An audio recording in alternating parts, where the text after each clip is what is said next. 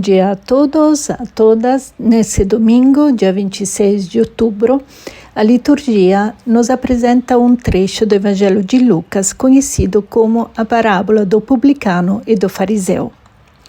Jesus, em seu ensino, tinha apresentado Deus como um pai cujo amor não é atraído pelos méritos das pessoas, mas pelas suas necessidades. É o que expressa o evangelista Lucas no capítulo 18, versículos de 9 a 14. Vamos ler. Naquele tempo, Jesus contou esta parábola, e a parábola tem um endereço certeiro para alguns que confiavam na sua própria justiça e desprezavam os outros. Portanto, Jesus endereça essa mensagem para aqueles que se sentem justos. Justos, a partir de um ponto de vista religioso, são aqueles que se consideram completamente em dia com Deus, baseados na sua própria prática religiosa, de acordo com a própria situação, e por esse motivo desprezam os outros. Isso é típico das pessoas religiosas. A pessoa, quando se sente em dia com Deus, permite-se julgar, condenar e em seguida desprezar os outros. E é a esse tipo de pessoas muito piedosas, muito religiosas, que Jesus dirige essa parábola. 2 homens subiram ao templo para rezar. Um era fariseu e outro cobrador de impostos, publicano. Jesus apresenta os opostos da sociedade civil e religiosa da época. A palavra fariseu significa separado. Quem eram os fariseus? Eles eram leigos comprometidos, empenhados a praticar na vida cotidiana todos os preceitos, as regras e observâncias prescritas na lei. Tinham até conseguido enumerar bem 613 leis. Os fariseus eram muito cuidadosos para não comer qualquer coisa imunda. Eram observadores escrupulosos do descanso no dia de sábado. Eram santos por excelência. Portanto, o fariseu é aquele que se acredita e também era considerado o mais próximo a Deus. Do lado oposto, o publicano.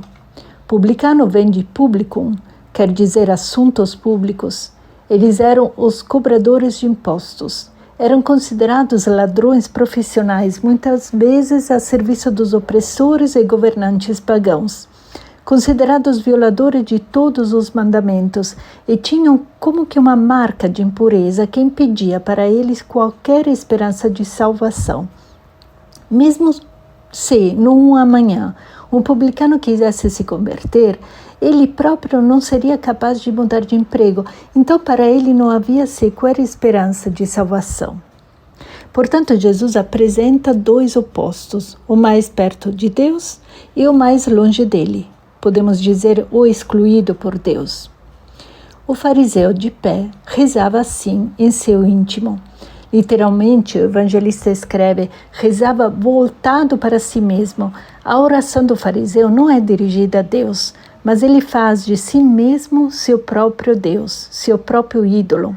A dele é uma lista desnecessária de inúteis virtudes que Jesus não exige, que o próprio Deus não exige. Então, eis a oração do fariseu. Ó Deus, eu te agradeço porque não sou como os outros homens. A oração desse homem, que se acreditava justo e pensava ser um modelo de santidade, leva-o imediatamente ao julgamento e ao desprezo dos outros homens. Ladrões, desonestos, adúlteros, há aqui todo desprezo, nem como este cobrador de impostos. O que é que faz sentir o fariseu tão em ordem com Deus? O que é que o faz sentir tão santo, tão justo? É aquilo que Deus não quer. As coisas inúteis, e de fato, agora vamos ver que esse fariseu faz a lista de todas as ações desnecessárias, supérfluas e, portanto, prejudiciais. Eu jejuo 2 vezes por semana. O jejum era exigido 1 vez por ano, no dia do perdão, mas as pessoas piedosas, como os fariseus, jejuavam 2 vezes por semana, às segundas e quintas-feiras, em memória da subida de Moisés ao Monte Sinai e depois de sua descida. Eram esses os dias de jejum. E dou o dízimo de toda a minha renda. O dízimo era um imposto que se pagava sobre determinados gêneros alimentícios, mas não sobre tudo. Ele, por escrúpulo, oferece tudo e paga por tudo. Notamos que não lista qualquer atitude benevolente e favorável para as necessidades dos outros. Tudo é para si mesmo e para Deus. Houve um fariseu que disse que ninguém observava a lei como ele, mas quando ele se converteu e se arrependeu, e esse fariseu é São Paulo de Tarso, ele vai dizer que todas essas prescrições têm uma aparência de sabedoria com sua falsa religiosidade, humildade, mortificação do corpo, mas na realidade elas não têm qualquer valor a não ser satisfazer o egoísmo à carne. São Paulo, que tinha experimentado isso, nos diz que não serve para nada. Todas estas devoções, todas essas práticas religiosas não apenas são inúteis, mas são prejudiciais, porque não fazem outra coisa a não ser satisfazer o próprio ego. Na carta aos Filipenses, São Paulo chega a dizer que quando se encontrou com a mensagem de Jesus, todas estas devoções e práticas que lhe pareciam tão importantes, ele as considerava agora como uma perda e um esterco. O cobrador de impostos, porém, ficou à distância e nem se atrevia a levantar os olhos para o céu. Ele se sente culpado, sabe que é um excluído por Deus, mas batia no peito dizendo: meu Deus, tem piedade de mim que sou pecador. Literalmente, meu Deus, seja benevolente, mostra-me a sua misericórdia. O cobrador de imposto mostra ter fé. Ele sabe que está numa situação desesperada. Para ele não há perdão, não há salvação, mas, apesar disso, e aqui parece ouvir o eco do Salmo 23, onde o salmista diz: embora eu caminhe por um vale tenebroso, nenhum mal temerei, pois junto a mim estás. Ele diz: mostra-me a sua misericórdia. Em outras palavras, Senhor, você vê a vida que faço, eu não posso mudar. Essa é a minha situação, você a conhece. Pois bem, apesar disso, mostra-me seu amor e sua misericórdia. A conclusão de Jesus é impressionante. Eu vos digo, este último voltou para casa justificado e o outro não. No início desse trecho, o evangelista tinha apresentado aquelas pessoas que se achavam justas e agora fala de justificado, isto é, que está bem com Deus, em sintonia com Deus. Mas o que ele fez? Ele não se arrependeu.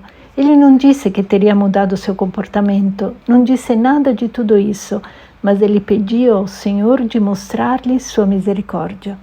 O Deus de Jesus não direciona seu amor para aqueles que o merecem, mas para aqueles que precisam dele. Pois quem se eleva, literalmente quem sobe, será humilhado, e quem se humilha será elevado. Portanto, Jesus subverte os paradigmas da sociedade. Quem acreditava estar mais perto de Deus por suas práticas religiosas, para Jesus é o mais distante, porque não faz nada para os outros.